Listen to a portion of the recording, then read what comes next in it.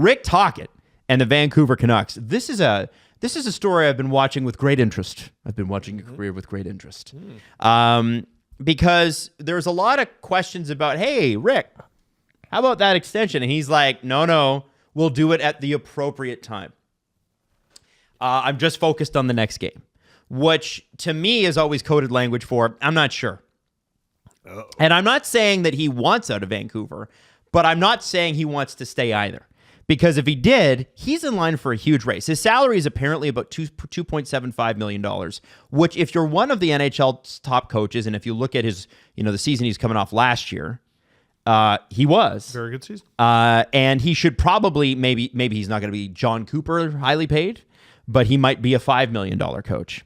And it's interesting because Thomas Drance wrote about it today, and he said, it's clear Tocchet doesn't want his contractual situation to be a story while his club fights for its playoff life. The Canucks would prefer to work out an extension because they can exercise a team option. They have a team option on him this summer.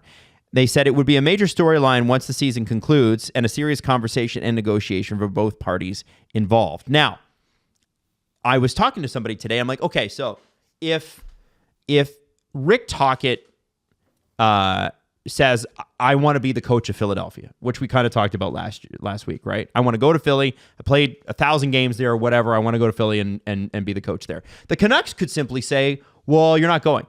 We'll exercise a team option. And I said, so what is it, like, why do the Canucks even want to worry about an extension right now? They just exercise the team option. And the person reminded me of something.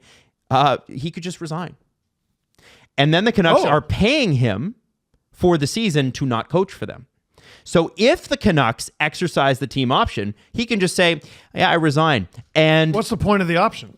Exactly. Wait, why do you get your check if you resign? Because there is, I believe if you want to keep him out of working in a different competitive situation, you have to pay him. Well, what if you just, because coaches' contracts are guaranteed. Now, I think it would be probably where the Canucks would be like, okay, well, if what's clear here is the Canucks want to retain him. What's not clear is what Rick Tocchet wants to do.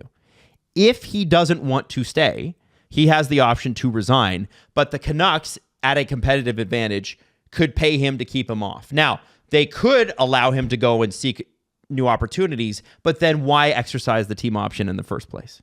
Do you see what I'm saying here? Yes. Not really. What don't you see? He's allowed to just say, like, unlike a player, players can, they could cancel their contracts, but most of them don't do that. The team option's worthless. Yeah, what I'm saying is the team option gives them next to no control, except for it would keep him out of the NHL next season if they were willing to pay the 2.75 or whatever they owe him. Oh, okay. So, this is where, because Canucks fans are sort of like, what's he going to do here? Yesterday we found out, that Filip Chytil probably doesn't play for the rest of the season. Yep. There are real doubts about where this team is going. Now, got a lot of money to spend this offseason, attractive market, great players. They could probably bring in some good free agents. Attractive market to who? It's a great place to live. Yeah. If you're rich. Yeah, well, but why does every NHL player who has the opportunity put all of Canada, not just Vancouver, on their no trade? I think taxes are part of it. Media pressures are another. Well, so every place is a good place to live if you're rich, and you can be richer somewhere else. Sure. You and I, mere peasants, are like, Vancouver? Awesome. That sounds great. And these guys are all like, let's sign in the same 4 places NHL players sign. Right. Well, it's a storyline. I think it's worth watching because it's not just, they got the team option, so that's that. It's not actually that way. He can resign. Now, I doubt that would be messy, but the Canucks have been messy in the past. Like, there are certain teams that are just not messy. I don't see it happen. The Canucks are messy. Yeah, I don't see it happen. Yeah, I don't understand why this would happen.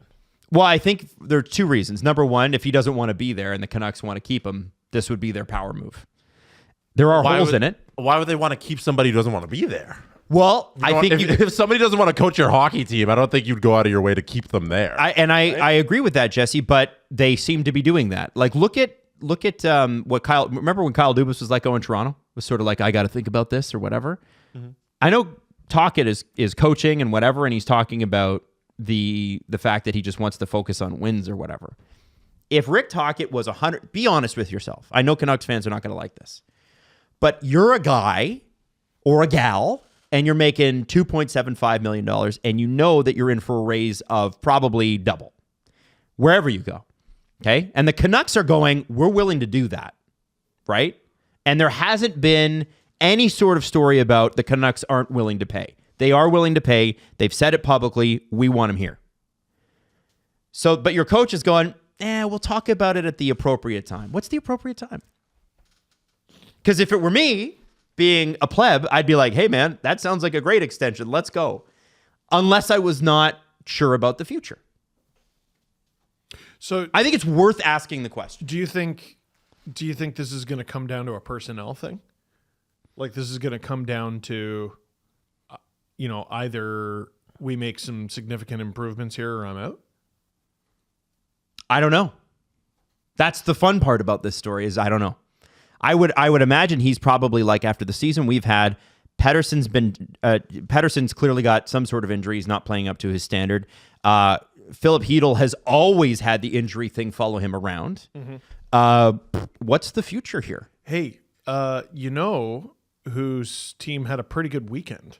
We got to watch them up close. The Abbotsford Canucks. They played 2 games against the San Jose Barracuda, kicked the Barracuda's ass both. So you thinking Manny Malhotra? I've already seen his name a couple times. Manny Malhotra, new coach of the Vancouver Canucks? Question mark? Question mark? Could be. Okay. Just interesting.